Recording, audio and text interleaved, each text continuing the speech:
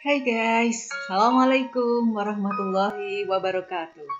Ketemu saya lagi Ibu Ida Farida dalam mata pelajaran Pendidikan Agama Islam kelas 12. Oke anak-anakku, pada kesempatan kali ini kita akan membahas tentang pernikahan atau munakahat.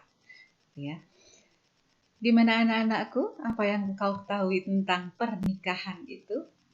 Oke, pada kesempatan ini kita akan membahas tentang hukum pernikahan, kemudian bagaimana cara memilih pasangan gitu ya. Kemudian mahram dalam pernikahan itu apa? Kemudian rukunnya pernikahan itu bagaimana? Apa saja? Kemudian talak, ada rujuk gitu ya. Kemudian pernikahan-pernikahan terlarang itu apa saja? Kemudian dalam rukun nikah itu ada ketentuan-ketentuan sebagai wali, saksi, dan undang-undang pernikahan. Oke anak-anakku, sekarang kita masuk ke bab pernikahan. Oke, dalam ayat Al-Quran gitu ya, Allah menyebutkan A'udzubillahi minasyaitonirrajim, Bismillahirrahmanirrahim. Wa min ayatihi an khalaqalakum min anfusikum azwajan litaskunu ilaiha wa ja'ala bainakum mawaddatan wa rahmah. Inna fi dzalika laayatil liqaumin yatafakkarun. Itu dalam surat Ar-Rum ayat 21. Dan di antara tanda-tanda kekuasaannya ialah Dia menciptakan untukmu istri-istri dari jenismu sendiri, supaya kamu cenderung dan merasa tentram kepadanya. Dan dijadikannya di antaramu rasa kasih dan sayang. Sesungguhnya pada yang demikian itu benar-benar terdapat tanda-tanda bagi kaum yang berpikir. Oke, anak, itulah ya perintah Allah dalam Al-Quran tentang menikah. Oke, sudah saatnya ya Anda semua secara biologis gitu ya, namun secara psikologis tergantung nanti gitu. Kenapa ini harus kita pelajari sekarang? Oke anak-anakku, sekarang sebelum kita membahas masalah pernikahan, kita akan membahas dulu tentang pranikah. Oke. Jadi tidak ada sebuah perjuangan yang berhasil tanpa persiapan. Dan pernikahan itu merupakan sebuah perjuangan kehidupan, gitu ya. Lebih dari separuh umur kita nanti kita akan menghabiskan dalam dunia pernikahan kita. Oke anak-anakku, makanya pernikahan itu penting untuk dipelajari. Oke ya. Pranikah pertama gitu, atau suatu yang disiapkan sebelum Anda menikah. Pertama, minta pertimbangan gitu ya. Minta pertimbangan sahabat, ustadz, ustadzah, kemudian minta pertimbangan orang tua gitu. Nah, kemudian sholat istikharah. Gitu. Setelah Anda istilahnya mantapkan diri yang laki-laki gitu, sebelum mantap gitu ya istilahnya, mungkin itu mantap menurut perhitungan Anda sebagai seorang manusia. Namun belum tentu itu yang terbaik menurut Allah. Nah, caranya bagaimana untuk mengetahui? Lewat sholat istikharah gitu ya. Oke. Baik yang laki-laki ketika mau memilih perempuan ataupun perempuan ketika ada laki-laki yang datang dan menghitbah atau nembung dia untuk diajak menikah. Diajak menikah ya, bukan diajak pacaran. Oke, anak-anakku, di sini kita membahas soal menikah, bukan pacaran. Oke ya. Nah, kemudian ta'aruf gitu. Nah, ini ta'aruf itu perkenalan gitu. Ya. Apakah ta'aruf sama dengan pacaran? Oh, bukan sama sekali. Ta'aruf ada aturannya gitu. Tidak berdua-duaan gitu. Nah, oke. Nah, itu anak-anakku. Kemudian hitbah. Oke, pranikah sebelum nikah pas gitu ya. Ini hitbah, ada peminangan. Hitbah itu nembung gitulah bahasanya Indonesia, bahasa Jawanya. Oke. Kemudian lamaran itu berarti gimana? Nah, itu juga bagian dari hitbah, oke ya. Nah, gimana anak-anakku? Nah, setelah wanita dipinang itu ada memiliki dua syarat gitu ya. Pertama, pada waktu dipinang tidak ada halangan-halangan syar'i yang menyebabkan laki-laki dilarang memperistrinya saat itu. Oke, kemudian yang kedua, belum dipinang orang lain secara sah. Jadi wanita boleh dipinang, boleh dihitbah, boleh ditembung, yuk kita nikah gitu istilahnya, tapi dengan syarat wanita tersebut belum dipinang oleh orang lain. La hitbata ala hitbati ahih gitu ya. Jangan meminang wanita yang sudah dipinang orang lain. Jadi tidak ada persaingan sebelum janur kuning melengkung, ya nggak boleh seperti itu gitu ya.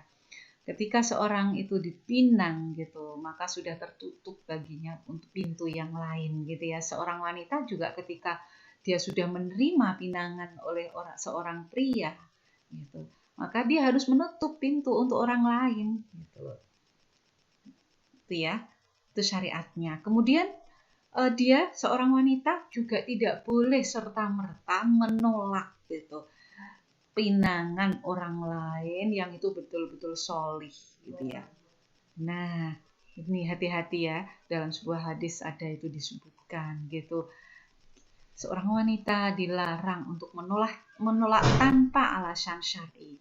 Oke anak-anakku ya. Kenapa? Karena laknat Allah yang akan datang, apalagi orang yang datang itu solih, itu sekali lagi yang akan bisa mengantarmu menuju surga Allah. Kok ditolak hanya karena apa? Hanya karena wajahnya, karena apalah gitu. Nah, asal tidak ada alasan syar'i untuk menolaknya, wanita diharapkan untuk gitu menerimanya. Oke lah.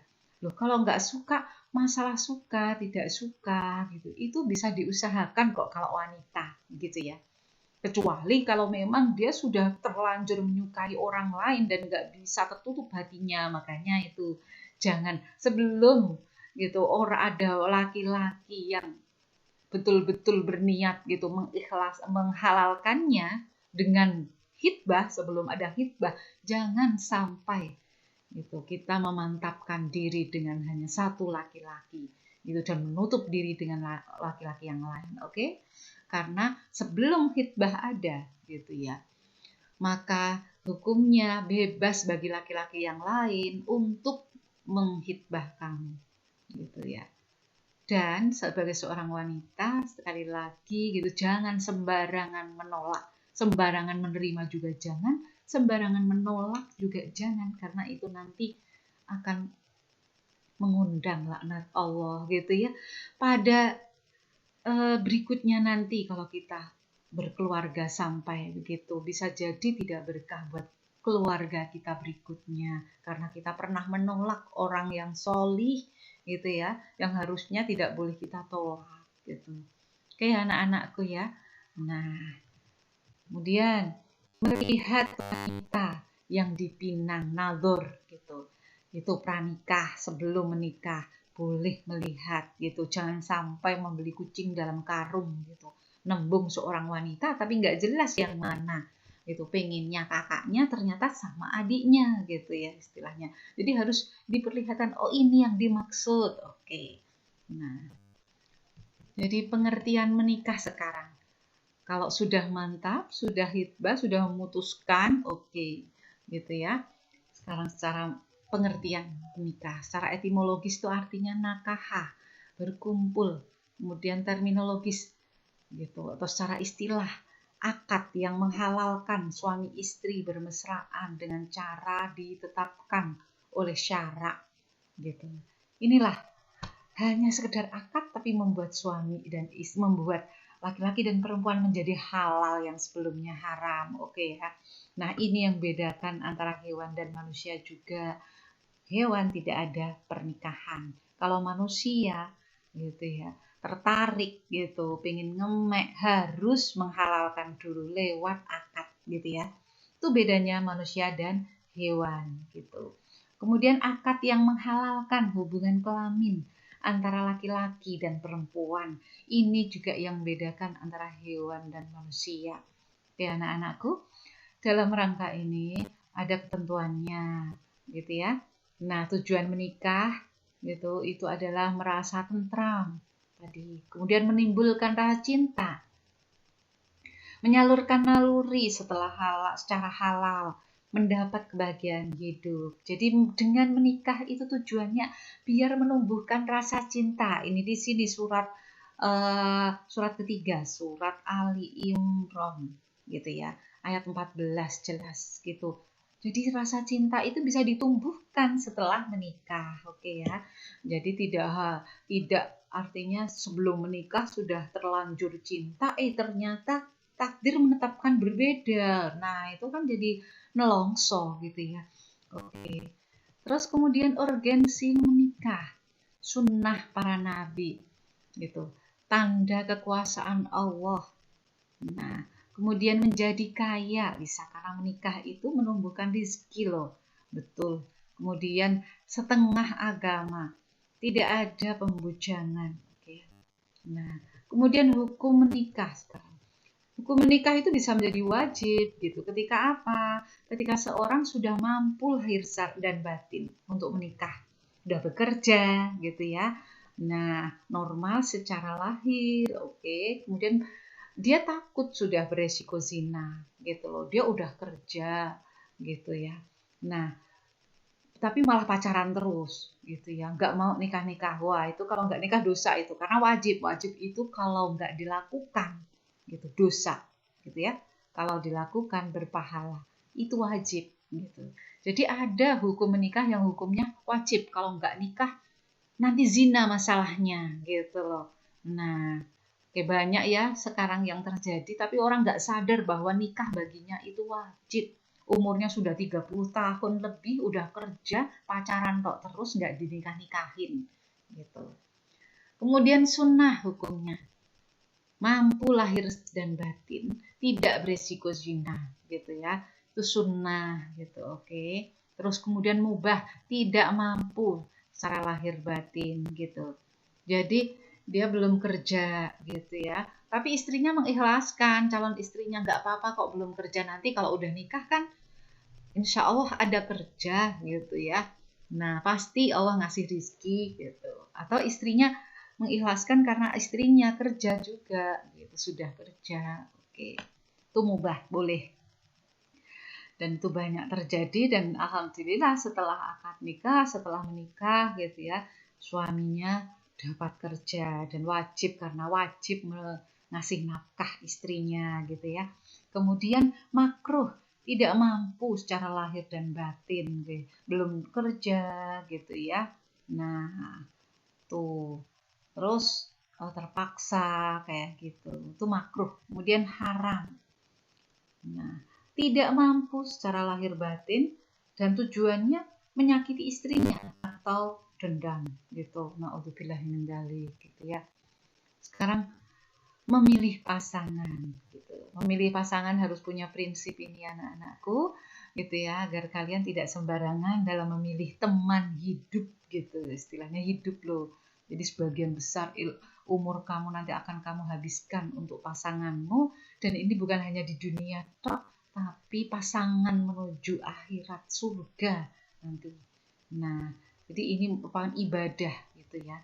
Separuh dari agama sendiri itu pernikahan. Secara asasi gitu kita harus gitu memilih pasangan berdasarkan kualitas agamanya. Oke. Secara manusiawi kita harus memilih berdasarkan keturunan yang baik-baik, kecantikan, cantik tidaknya itu wajar, harta boleh gitu ya, nikah. Kemudian jadi kalau hadis Rasulullah, lima liha wali nasabiha wali hasabiha wali diniha fadfar bidatidin gitu. Pilihlah agamanya, tapi gitu. Boleh kalian menikah dengan cara keturunan, dengan melihat keturunannya baik enggak, kecantikannya cantik apa enggak, cakep apa enggak, boleh gitu. Kemudian hartanya lima liha boleh gitu ya. Nah, tapi gitu ya, jangan sampai gitu itu semua mengalahkan kualitas agamanya. Fadfar bidatidin, pilihlah kualitas agamanya sekalipun dia itu keturunan pas-pasan, kecantikan juga pas-pasan, harta juga pas-pasan. Oke, secara taktis gitu, kesuburan gitu, dia subur apa enggak, boleh mempertimbangkan itu. Kesetaraan dalam hal ilmu, misalkan nikah dengan kalian anak lulusan S1 kemudian nikah dengan anak lulusan SD atau enggak sekolah, jelas nanti akan jadi masalah karena enggak nyambung diajak bicara, pasti menyelesaikan masalah nggak nyambung. Oke ya. Kemudian budaya gitu. Nah, ini secara budaya silahkan kalian apa itu mempertimbangkan soal ini. Nah, oke, tapi jangan sampai ini menghalangi secara kualitas agamanya ya, pertimbangan agamanya gitu. Oke, kalau orang Jawa harus nikah dengan orang Jawa. Oh, nggak boleh, nggak bisa gitu loh. Tidak harus gitu. Itu hanya masuk pertimbangan saja, tapi tidak boleh kita menolak gitu ya. Hanya karena etnis yang berbeda, hanya karena zona yang berbeda gitu, zonasi gitu ya, korban zonasi. Jadi karena dia bukan orang satu kota dengan saya, karena dia orang luar kota, aduh saya tolak aja gitu.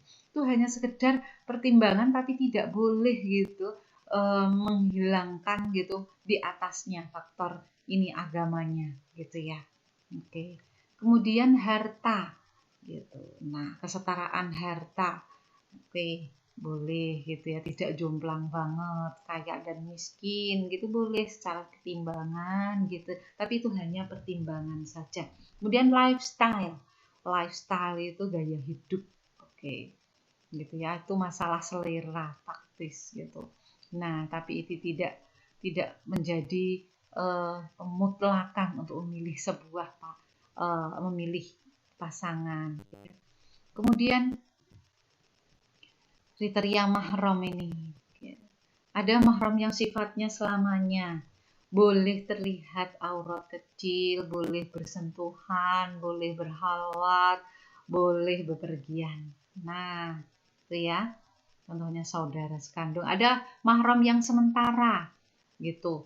Haram terlihat aurat kecil, haram bersentuhan, haram berhalwat, gitu. Nah, kemudian haram bepergian. Oke. Kemudian nih, mahram karena nasab nih atau keturunan. Siapa sih itu? Nah, mahram secara nasab. Oke. Nah, ayah, ibu, kemudian saudara laki-laki, saudara perempuan, gitu ya, anak perempuan, itu. Kemudian bibi, gitu ya, Pak Le, Pak D dari ayah, kemudian dari ibu, gitu, saudaranya ibu, Pak Le, Bule, gitu ya, bibi, gitu. Nah, oke, kemudian keponakan itu juga mahram secara nasab. Oke, sekarang mahram anak-anakku, mahram karena pernikahan itu apa? Gitu, apa saja, siapa saja. Nah, ada ayah, istri ayah, gitu ya, mertua, kemudian anak tiri, gitu, anak laki-laki, kemudian istri dan anak. Oke. Sekarang mahram karena susuan. Nah, orang yang pernah disusui. Oke ya, nenek, ibu gitu ya, kemudian suami, kemudian laki-laki gitu istilahnya. Lakinya punya ibu, punya nenek gitu ya. Nah, jadi eh, itu mahram karena sesusuan gitu. Jadi jangan sembarangan menyusui makanya begitu ya. Tapi boleh saja asal dicatat betul gitu istilahnya. Diingat betul dulu pernah menyusui siapa gitu dan harus jelas riwayatnya biar suatu saat gitu saudara sesusuan tidak menikah gitu ya antar saudara orang yang pernah menyusu pada ibu yang sama, tidak, jangan sampai menikah gitu. Makanya kalau tidak terpaksa banget jangan menyusui anak orang lain gitu ya. Oke, karena kita nggak tahu besok masih terekam nggak gitu sejarah itu. Oke, kalau masih bisa menjamin terekam sejarah itu gitu ya, silakan gitu. Nah, oke anak-anakku ya. Kenapa kok nggak boleh saudara sesusuan gitu? Karena ada, kalau sisi kesehatan ada persamaan gen. Air susu ibu itu mengandung gen gitu ya. Ada kandungan genetisnya gitu. Ada persamaan genetis nanti dan itu bisa menjadi penyakit gitu, keturunan yang tidak bisa disembuhkan. Makanya Islam melarang itu. Oke anak-anakku, hati-hati sekali nih soal persusuan. Nah, dengan bule, dengan nenek gitu ya, dengan suami gitu, saudaranya suami gitu, hati-hati sekali. Oke. Kemudian yang disusui itu anak perempuan, oke, sama perempuan. Kemudian syarat persusuan nih, makanya ada syaratnya. Masuk ke dalam perut air susunya, jelas tidak langsung diutahkan, gitu kan, kita nggak tahu juga, ya, sampai kenyang. Kemudian minimal 5 kali hisapan, maksimal 2 tahun. Maksimal selama 2 tahun. Ya, maksimal 2 tahun. Bayi yang disusui itu maksimal 2 tahun, minimal 5 kali menyusui. Nah, maksudnya bukan selama, tapi maksimal umur bayinya itu 2 tahun.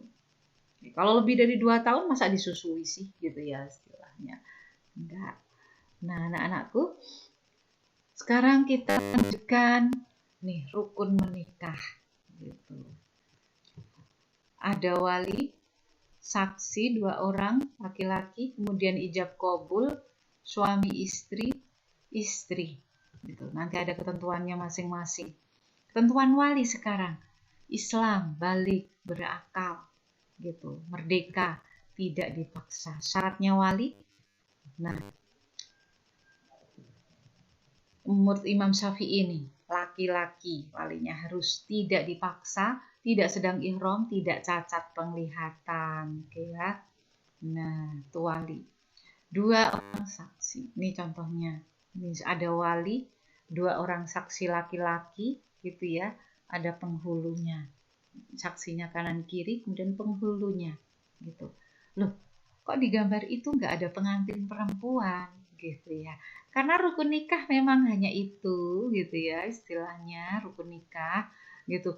Ada pengantin perempuannya, ada pengantin laki-lakinya ada gitu. Pengantin perempuannya di sebelah sini, di belakangnya. Kenapa kok seperti itu gitu ya? Kok tidak dijejerkan? Inilah bedanya Islam dengan budaya yang lain gitu ya. Karena dalam Islam sebelum seorang itu sah gitu ya, akad nikah gitu, maka tidak boleh didekatkan. Oke ya. Jangan disandingkan dulu sebelum akad sah. Oke. Begitu.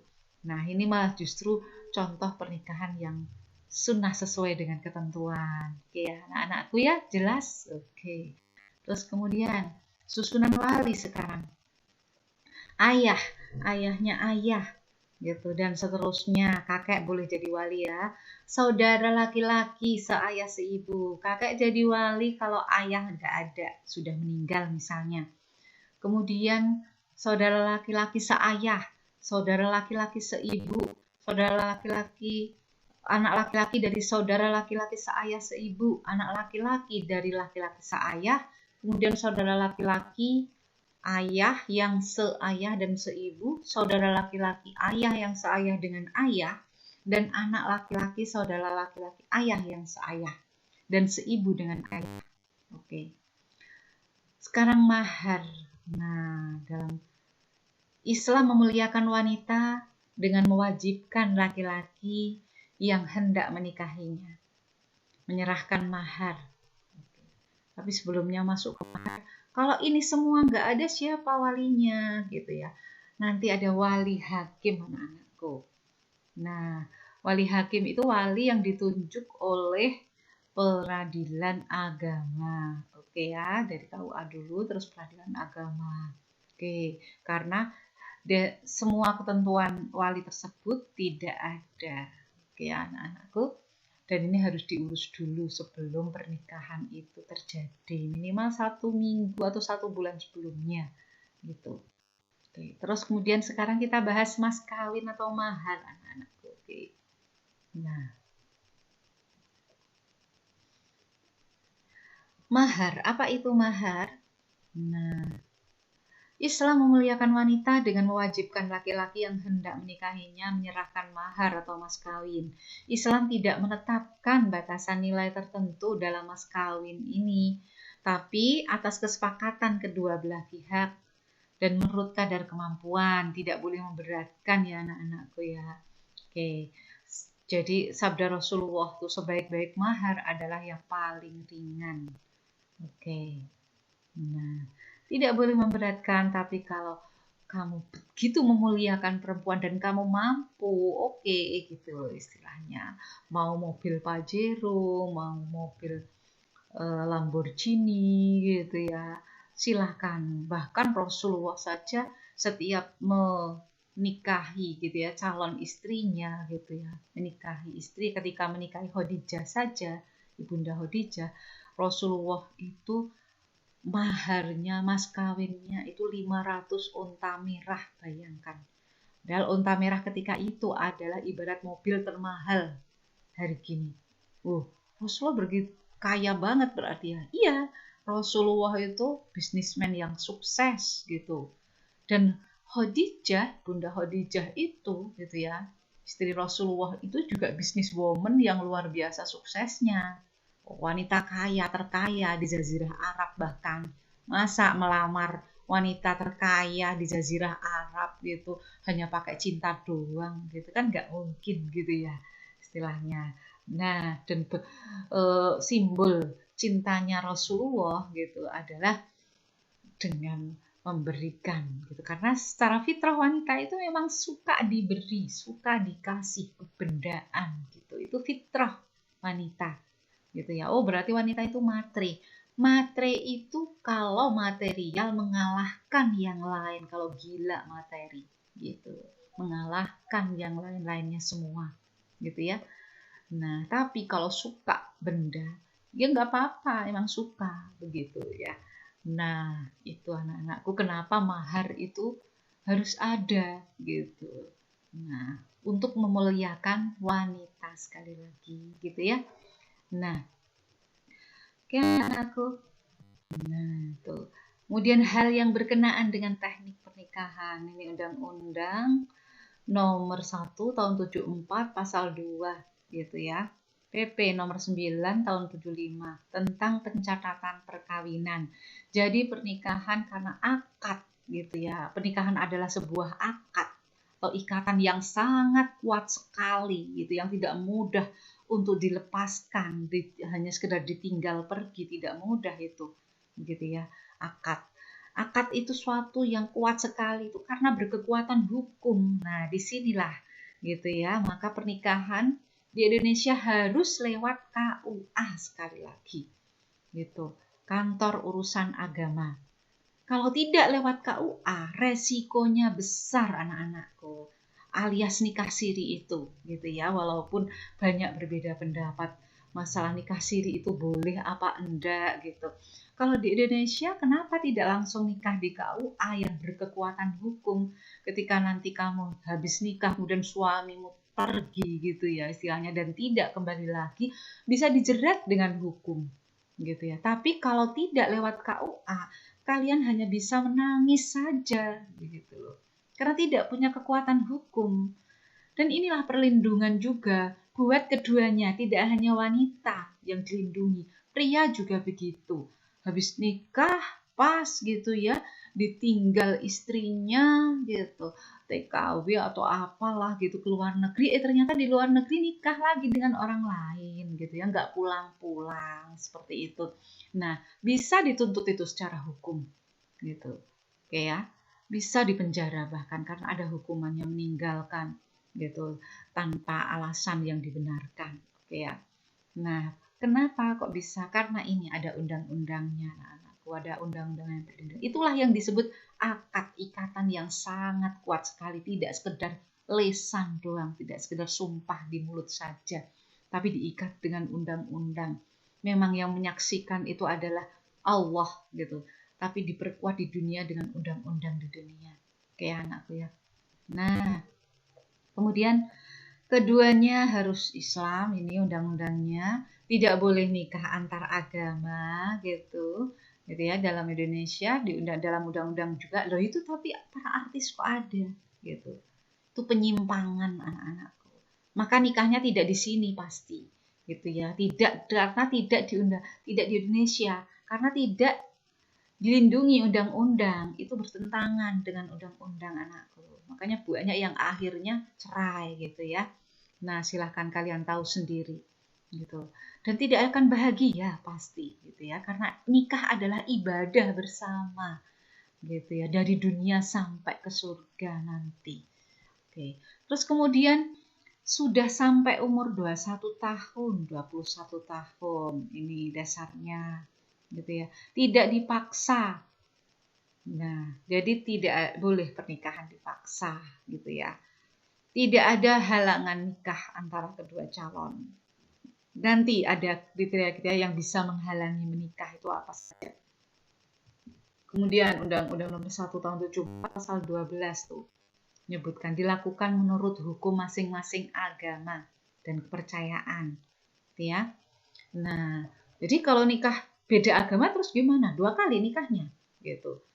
Di masjid, gitu, atau menikah dengan sumpah Al-Quran, gitu ya. Kemudian yang satu dengan cara dibaptis atau apa, gitu, di tempat ibadahnya. Nggak bisa kan akhirnya seperti itu, gitu ya, 2 kali menikah. Oh, tidak bisa. Kemudian dilakukan di depan petugas pencatat. Dihadiri 2 orang saksi laki-laki ya anakku ya. Nih, kemudian keputusan Menteri Agama nih. Ijab adalah ucapan wali atau wakilnya. Qabul adalah jawaban dari calon mempelai pria atau wakilnya. 2, ucapan ijab dan qabul harus jelas. 3, antara ijab dan qabul harus beruntun gitu. Waktunya satu waktu begitu ya. Gak boleh, oh besok saya jawabnya, itu namanya nggak akad. Oke. Kemudian nih ucapan akad, silahkan dihafalkan bagi laki-laki nih. Nah, ucapan akad itu untuk wali, ayah gitu ya, ayah kandung atau wali hakim juga. Kalau ayah kandungnya nggak ada dan saudara urutan wali nggak ada semua tadi. Angkah tuka wazawajtuka mahtobataka binti titik-titik gitu ya, angkah tuka ala ma'al mahri apa titik-titik halan gitu ya. Nah, aku nikahkan engkau dan aku kawinkan engkau dengan pinanganmu putriku. Sebut nama putrinya siapa gitu dengan mahar apa. Gitu. Kemudian mempelai pria menjawab. Sunahnya bahasa Arab ya anak-anakku, makanya ini dibaca di latihan dulu sebelum besok pas akad nikah biar Anda nggak plek-plek, aduh sejarah seumur hidup, jangan sampai itu terjadi. Oke, qabil tu nikahaha wa tazwijaha bil maharil madkur. Oke. Nah, kada. Oke. Terus ini bahasa Indonesianya gitu. Saya terima nikah dan kawinnya titik-titik namanya siapa? Binti titik-titik dengan mahar yang disebutkan tunai gitu. Saksi nikah sekarang, masalah persaksian dalam pernikahan. Oke. Kedudukan saksi menurut Imam Syafi'i itu merupakan rukun nikah, sedangkan Hanafi saksi adalah syarat sah nikah. Kemudian menurut Imam Maliki, saksi itu syarat diperbolehkan suami istri melakukan hubungan seksual, gitu ya, bukan syarat sah nikah. Menurut Syiah, gitu. Saksi bukan rukun nikah, bukan syarat nikah, dan bukan pula syarat boleh melakukan hubungan seksual. Dan kita di Indonesia kebanyakan menurut Imam Syafi'i anak-anakku ya, gitu. Nah, oke, kemudian supaya akad nikah diketahui oleh umum dan tidak bersifat rahasia. Itu apa? Nah, akad nikah yang dirahasiakan itu dapat menimbulkan fitnah. Makanya dalam hadis harus a'linun nikah begitu. Iklankanlah atau umumkanlah pernikahan, menyebar undangan. Bikin baliho juga gak apa-apa. Kemudian akan timbul pengakuan bahwa mereka sudah menikah. Ini penting sekali. Jangan sembunyi-sembunyi nikahnya ya. Madhab Syafi'i, syarat-syarat saksi nih. Balik, berakal sehat, gitu. Merdeka, mampu mendengar, 2 orang laki-laki, adil, gitu, boleh keluarga dekat, gitu. Tapi jangan yang bermusuhan dengan pengantin, apalagi mantannya, naudzubillah. Kemudian bukan orang yang sekaligus bertindak sebagai wali. Kemudian madhab Hanafi, balik, berakal sehat, merdeka, mampu mendengar dengan baik. Kemudian 2 orang laki-laki, boleh tidak boleh tidak memiliki sifat adil, gitu ya, boleh keluarga dekat, gitu, dan orang Islam jelas. Sekarang syarat-syarat saksi madhab Hambali. Balik, berakal sehat, boleh budak, tidak harus merdeka, mampu mendengar, gitu, dan berbicara dengan baik. Laki-laki, sifatnya adil, bukan fasik, bukan keluarga dekat, paman, dan bukan musuh, gitu ya. Kemudian halangan menikah sekarang tadi. Halangan menikah antara laki-laki dan perempuan, gitu ya. Walaupun sama-sama senengnya gitu, tapi kalau ada ketentuan di bawah ini terjadi, maka terhalang untuk menikah. Siapa itu gitu ya? Ada yang halangannya selamanya karena ada hubungan darah gitu. Hubungan persusuan. Oke. Terus pesemendaan dan hubungan li'an gitu. Oke ya. Jadi hubungan darah jelas haram, hubungan persusuan tadi jelas haram. Kemudian halangan sementara karena wanita yang masih bersuami, wanitanya masih bersuami gitu, tapi dinikahi masih masa iddah gitu ya, setelah cerai gitu, seorang wanita atau setelah ditinggal mati suaminya tuh punya masa iddah gitu, 3 kali suci atau 3 bulan 10 hari, ada yang seperti itu. Nah, kok kurang dari itu menikah lagi, gak sah nikahnya, terhalang gitu ya. Itu sementara, berarti harus nunggu sampai masa iddahnya selesai baru boleh nikah lagi. Kemudian laki-laki yang masih memiliki 4 istri gitu, masih punya 4 istri mau tambah lagi, jelas gak boleh karena maksimal hanya 4 gitu ya, kecuali Nabi Muhammad. Oke. Nah, muhrim sementara. Oke. Nah, kemudian ditalak 3, sedang ihram. Kemudian beda agama, jelas gak boleh gitu. Sekalipun saling cinta katanya. Perzinahan gitu ya. Nah, budak itu. Perzinahan maksudnya apa? Dia dalam ketika hamil gitu istilahnya, dia sudah sebelum menikah dia sudah zina terlebih dahulu, berhubungan badan terlebih dahulu.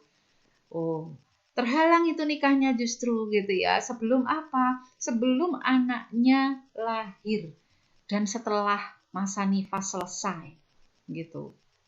Baru boleh menikah. Loh, tapi sekarang kok banyak gitu ya nikah dalam kondisi hamil bahkan gitu. Naudzubillah min dzalik gitu ya. Harusnya nunggu setelah selesai, walaupun nikahnya dengan yang menghamilinya secara biologis itu ya. Nah, walaupun nikahnya dengan yang menghamilinya, apalagi nikah dengan selain yang menghamilinya gitu ya. Lah nanti status anaknya bagaimana, benihnya siapa nanti gitu ya. Oke. Nggak jelas nanti, oke ya. Jadi harus menunggu anaknya lahir biar statusnya jelas, status gitu ya. Karena anak itu sudah punya status gitu secara hukum itu semenjak dia di dalam kandungan. Artinya apa? Kalau anak sudah ada di dalam kandungan sebelum orang tuanya menikah gitu ya, berarti dia tidak punya nanti gitu ya status hukum dengan ayahnya. Besok kalau dia itu menikah gitu, anaknya itu menikah 25 tahun atau 30 tahun yang akan datang itu menikah, kalau anaknya perempuan tidak boleh diwaleni bapaknya gitu ya, karena dia ketika ada di dalam perut ibunya gitu, bapaknya belum menikah dengan ibunya gitu loh. Jadi tidak punya bapak secara hukum nanti dia. Kasihan ya berarti ya, anak hasil zina itu kasihan. Makanya perzinahan itu dikatakan dosa 7 turunan karena efek traumanya itu bisa 7 turunan bener gitu loh. Nah, makanya harus dibersihkan gitu ya, dibersihkan maksudnya gitu. Menikahnya setelah punya anak gitu ya, setelah nikah selesai, bersih gitu, baru menikah gitu ya, biar pernikahannya sah. Terus nanti anak kedua, ketiga, keempat, anak selanjutnya tidak anak hasil zina terus hukumnya. Karena kalau pernikahannya nggak sah, karena dia menikah dalam kondisi hamil, itu gitu ya. Dan kemudian tidak menikah lagi, diperbarui gitu istilahnya, setelah melahirkan dan setelah nifas selesai.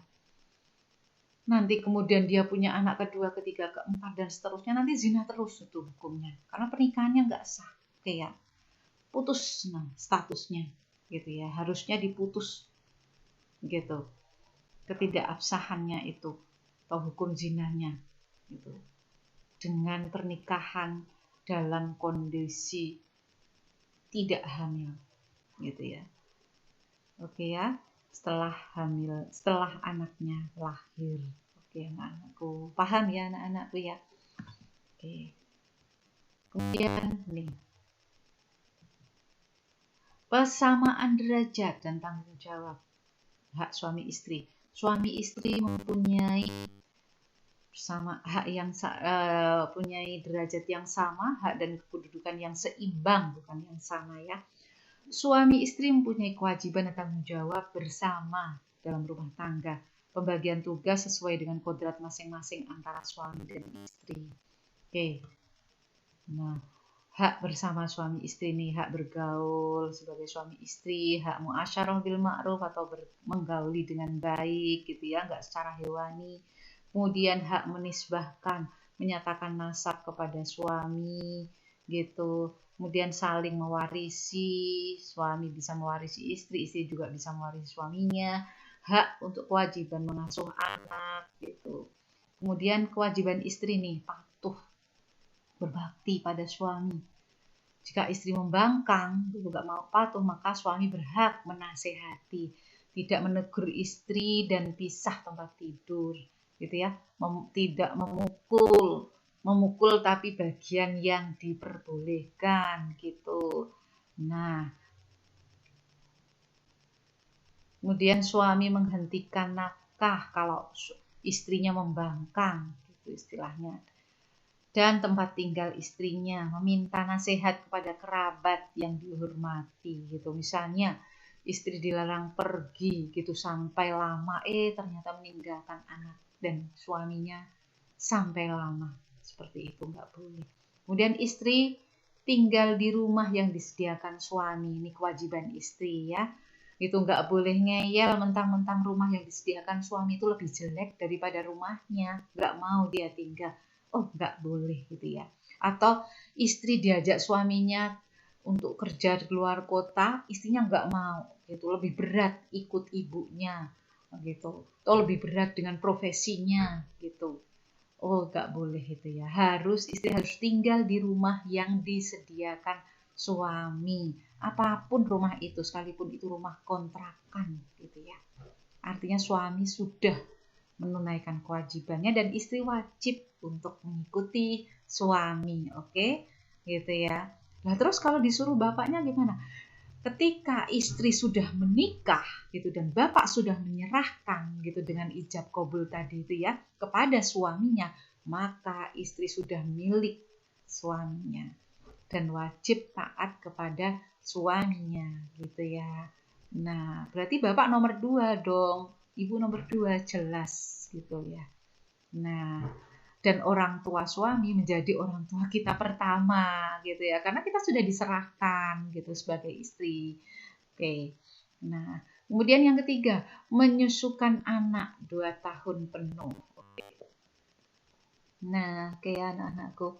Tuh, kewajiban istri. Sekarang kewajiban suami membayar mas kawin kepada istrinya. memberi nafkah istri, jelas, makanya harus kerja tuh suami. Sekalipun istrinya kerja, suami harus kerja dan harus memberi nafkah istrinya. Sekalipun istri cukup nafkahi dirinya sendiri dan anaknya aja bisa, suami harus tetap nafkahi istri, gitu ya. Kalau enggak, dosa besar itu nanti bisa dituntut dunia maupun akhirat. Oke. Kemudian biaya pengobatan istri.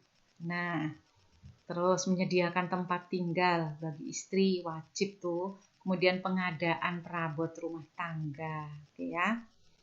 Menyediakan loh, sekalipun kontrakan ataupun rumah sederhana, gitu ya. Kemudian hak dan kewajiban suami istri menurut undang-undang di Indonesia.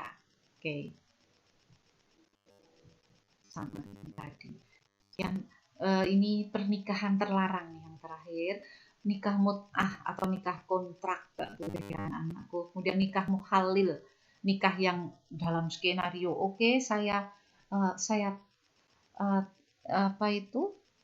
nikah yang sengaja dilakukan oleh laki-laki dengan janda talak 3 dengan tujuan supaya wanita halal nikah kembali dengan mantan suaminya.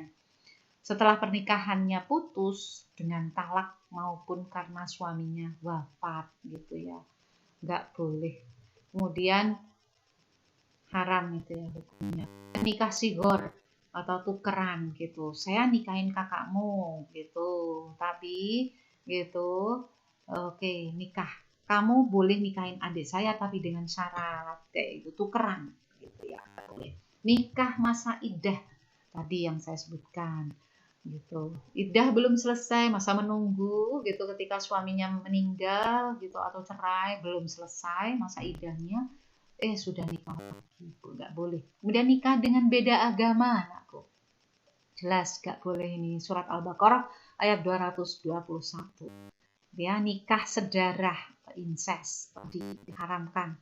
Tuh nih loh, wajahnya itu seumur hidup dan keturunan itu bisa, nggak ada obatnya. Sepersusuan gitu tadi ya, nggak boleh nikah. Nah, kemudian di hadisnya dan dalilnya sudah ada, silahkan dibaca gitu. Kemudian nikah dengan istri yang ditalak 3 gitu. Sudah ditalak 3 tidak boleh nikahin lagi gitu ya anak-anak ya. Gitu. Makanya hati-hati kalau mentalak atau mencerai seseorang gitu, mencerai istrinya itu hati-hati, jangan emosi. Nanti nyesel gitu ya, dan nggak boleh balik lagi kecuali mantan istrinya dinikahi orang lain gitu ya, sudah bergaul gitu dan sudah ditalak 3 lagi gitu dari orang lain dan tidak masuk dalam rekayasanya. Oke ya, kalau rekayasa namanya muhalil nanti. Kemudian nikah pada saat melaksanakan ibadah ihram gitu ya. Pengen luar biasa gitu yang berkesan, kita nikah di depan Ka'bah pas ihram, pas haji, wah nggak boleh, malah justru gitu ya. Kemudian nih dilarang. Kemudian nikah dengan wanita yang masih suami gitu, dan wanita yang pezina atau pelacur ya, nggak boleh anak-anakku gitu. Nikah dengan lebih dari 4 wanita. Nah, oke. Nikah dengan pelacur lah, terus pelacur nikahnya sama siapa nanti gitu ya, wanita yang ahli zina nikahnya dengan laki-laki yang pezina juga gitu loh. Karena wanita solihah juga nggak boleh nikah dengan laki-laki yang pezina. Kenapa sih nggak boleh? Menyakitkan nanti, luar biasa, hancur keluarganya pasti itu, oke ya. Karena dalam Al-Quran jelas wanita pezina akan mendapat laki-laki pezina, pasti itu.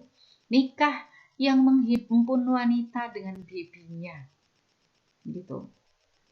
Jadi saudara semuhrim bareng dinikahin gitu, waduh nggak boleh gitu ya. Ya jelas. Nikah istibda gitu, nikah yang dimaksudkan untuk memperoleh keturunan gitu, turunan unggul gitu. Jadi sengaja disuruh suaminya, kamu nikah dengan itu ya, tidur dengan itu gitu istilahnya, karena dia kan profesor gitu. Biar anak kita nanti, anak kita tapi benihnya orang lain gitu, nggak boleh gitu. Kemudian nikah rohat, nikah rombongan atau kelompok sekelompok laki-laki gitu ya, istilahnya menikahi satu wanita, nggak boleh. Kemudian nikah sesama jenis, naudzubillah min dzalik, ini yang banyak terjadi nih, naudzubillah min dzalik gitu ya. Nah, nikah laki-laki dengan laki-laki, perempuan dengan perempuan gitu. Masalah keluarga anak-anakku, ini dalam sebuah keluarga itu pasti ada masalah, tapi jangan sampai ini nusus atau durhaka pada suaminya, begitu ya. Nah, ditalak atau cerai gitu. Cerai memang diperbolehkan, tapi gitu itu sangat hal yang paling dibenci oleh Allah gitu. Oke. Jadi jangan sampai cerai gitu sekali lagi, karena nanti tepuk tangannya setan, kecuali ada syarat-syarat yang diperbolehkan dan syaratnya itu berat sekali. Gitu ya. Cerai ada dua, cerai sementara, cerai roj'iyah gitu ya, boleh rujuk gitu. Cerai 1 dan 2 gitu, kemudian cerai bain gitu, cerai yang selamanya tidak boleh rujuk gitu ya. Oke, hukum cerai itu bisa menjadi wajib anakku terjadi perselisihan, ketika terjadi perselisihan antara suami istri, sedangkan hakim sudah memandang perlu keduanya bercerai gitu ya, setelah didamaikan nggak bisa. Kemudian sunnah apabila suami tak lagi sanggup membayar kewajiban atau menafkahi istri gitu, atau istri tidak menjaga kehormatan dirinya. Kemudian haram atau bid'ah dalam dua keadaan. Pertama, menjatuhkan talak sewaktu istri sedang haid. Kedua, menjatuhkan talak sewaktu suci telah dicampurinya dalam waktu suci itu. Gitu ya. Makruh inilah hukum asli talak gitu ya. Oke, kemudian lafal talak gitu. Ada yang jelas, ada yang kinayah, sindiran gitu. Kemudian rukun talak sekarang. Suami yang mukallaf, jika suaminya mukallaf, otomatis berakal, tidak mabuk gitu ya dalam ketika mencerai. Istri yang diikat dengan ikatan pernikahan yang hakiki gitu. Nah, itu syaratnya. Kemudian hikmah talak itu merupakan jalan keluar darurat dari kemelut rumah tangga yang berkepanjangan gitu ya, yang tidak bisa diselesaikan, tidak bisa didamaikan gitu. Kemudian mengakhiri penderitaan batin itu yang lama terpendam oleh kedua belah pihak, mungkin itu ada pengkhianatan. Oke, kemudian alat untuk meredam kemarahan gitu, benci satu sama lain atau penyiksaan, memungkinkan dua belah pihak akan kembali dan saling menghormati, saling menghargai tentunya dengan ketentuan yang ada tadi. Kemudian pembuka jalan untuk merintis kembali, mencari pasangan yang baru, lebih sesuai begitu ya. Nah, kemudian apabila tidak ada perceraian, akan terjadi beberapa kendala dalam penyelesaian masalah yang menyangkut hukum gitu. Ilak atau sumpah suami sekarang bahwa dia tidak akan mencampuri istrinya selama 4 bulan gitu, atau dengan tidak menyebut masa itu penyebab perceraian. Oke. Kifaratnya nih, memberi makan fakir miskin 10 orang atau ketentuan hukumannya ya, nah dendanya, atau merdekakan budak gitu. Dia juga sanggup, maka dia harus puasa 3 hari. Dihar sekarang penyebab perceraian lagi, yaitu seorang suami yang menyerupakan istrinya dengan ibunya sehingga haram atasnya untuk digauli gitu ya. Nah, hukumnya haram jelas. Kemudian macam-macam kifarat atau dihar gitu. Ada 3, memerdekakan budak, puasa 2 bulan berturut-turut, dan memberi makan 60 orang fakir miskin. Penyebab yang kelima, cerai, itu adalah li'an, saling laknat gitu. Naudzubillah, antara suami istri saling laknat gitu ya. Saling menuduh gitu. Menuduh zina, jelas naudzubillah min dzalik gitu. Kalau tidak bisa mendatangkan 4 saksi gitu ya, maka yang menuduh zina itu yang harus dihukum malah justru dalam Islam gitu ya. Nah, kemudian iddah gitu, masa iddah, masa tunggu menanti bagi seorang istri yang diceraikan suaminya. Nah, untuk tentangnya Bagi istri yang hamil, masa iddah sambil melahirkan. Bagi istri yang tidak hamil, 4 bulan 10 hari bila cerai mati, 3 kali suci bila cerai hidup gitu. Bagi istri yang tidak haid gitu, maka iddahnya 3 bulan. Istri dicerai belum dicampuri, tidak ada masa iddahnya, oke ya. Nah, kemudian rujuk gitu. Setelah dicerai kemudian rujuk, cerai 1 dan 2, kemudian pengen rujuk lagi atau kembalinya suami pada istri atau kembalinya istri pada suami yang telah menceraikan gitu. Rukun rujuk istri, suami, saksi, sekor gitu ya. Hukum rujuk menjadi wajib suami yang mutlak itu, salah seorang istrinya sebelum dia sempurna pembagian waktunya terhadapnya yang ditalak. Haram apabila terjadi sebab rujuknya itu menyakiti istri. Jais tuh hukum rujuk gitu ya. Syarat-syaratnya apa? Atas kemauan sendiri atau kemauan kedua belah pihak. Dinyatakan dengan perkataan mantan istri dalam keadaan iddah gitu, masih masa iddah itu boleh kembali, saksi gitu ya. Disaksikan 2 orang laki-laki.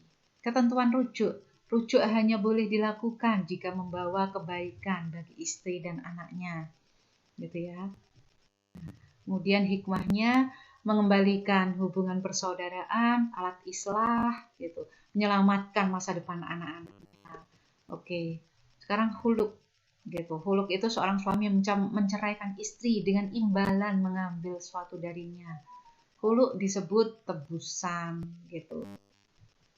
Kemudian fasah, memutuskan pernikahan diputuskan apabila pihak istri membuat pengaduan kepada mahkamah atau hakim.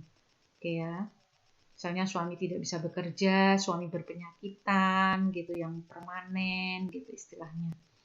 Nah, saat fasah ini ada ketentuannya, nggak sembarangan. Istri harus selalu tinggal dalam rumah ketika ditinggal suami. Istri tidak melakukan nusyuz atau durhaka. Istri telah bersumpah mengenai 2 hal di atas. Istri bersumpah bahwa suami tidak punya harta tempat tinggal dan tidak meninggalkan nafkah gitu.